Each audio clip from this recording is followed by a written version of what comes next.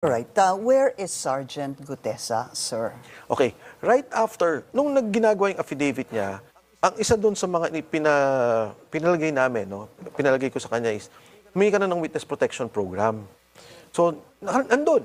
Nung minention niya sa Senate, sabi niya, humingi ako ng witness protection program, mapailalim dito sa programang to.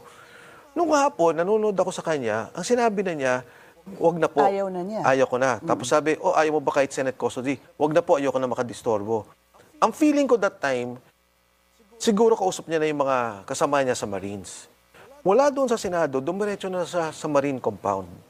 So next that chinek ko, kamusta na siya? Asa na siya? Nandun na daw. Hindi ko siya nakakausap direkta.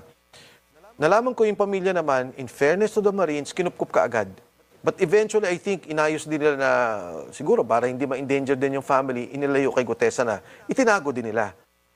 Ang Marines ang nagtago sa pamilya. Yes. Okay. Yes. At hiniwalay kay Sergeant Gutesa. Hanggang ngayon, nandun pa siya. Saan? Sa Philippine Marine Compound, sa Bonifacio. Is that so, sir? Yeah. Okay. And then, several days ago, may tumawag na kaibigan sa media. Sabi niya, sir, totoo bang inambush si Gutesa? So, ako naman nabigla, tinawagan ko. Sabi ko, ano to? Sabi Sino niya, pong tinawagan niyo? Si yung, Gutesa? yung media. Sabi ko, saan ang galing to? Then he mentioned a governor's name. Galing kay governor ganito po.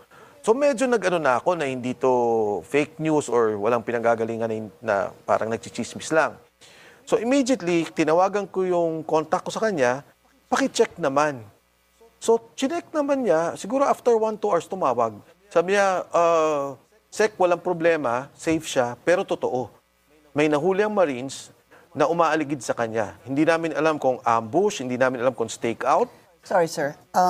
You said he's in the compound of the Marines. Yes, He has been there. he has been And there. then now somebody had actually told you, somebody from the media, that he was ambushed. Yes. And then now you're saying that yung contact niyo po, sinabi na may umaaligid sa kanya? Sa Yes. Marines? Yes, Sa somewhere daw compound doon. ng Marines? Yeah. Di ba yung marine area, I mean, malaki naman yun eh. Yeah. Tsaka may... So, hindi ko alam. They have to verify that. The Philippine Marines would have to verify that. Pero maganda naman kasi, kaya kung nagustuhan, sabi ka agad, nasa kote ng Marines, nahuli nila kaagad. So sabi ko, May okay. umaaligid sa kanya. May umaaligid sa kanya. I do not know kung sino yung tao. I do not know kung... Definitely, hindi Marines yun, no? Kasi kilala naman nila lahat ng mga kasama nila. And kung ano yung intent, hindi ko rin alam. Would it be fair or right to say that the Marines is behind Sergeant Gutesa and his testimony, sir? No, definitely not. If at all, kasi yung iba nga sinasabi, baka nakuha na si Gutesa ng mga taong ayos siya magsalita. Baka, sabi ko, I doubt eh. Kasi ang feeling ko sa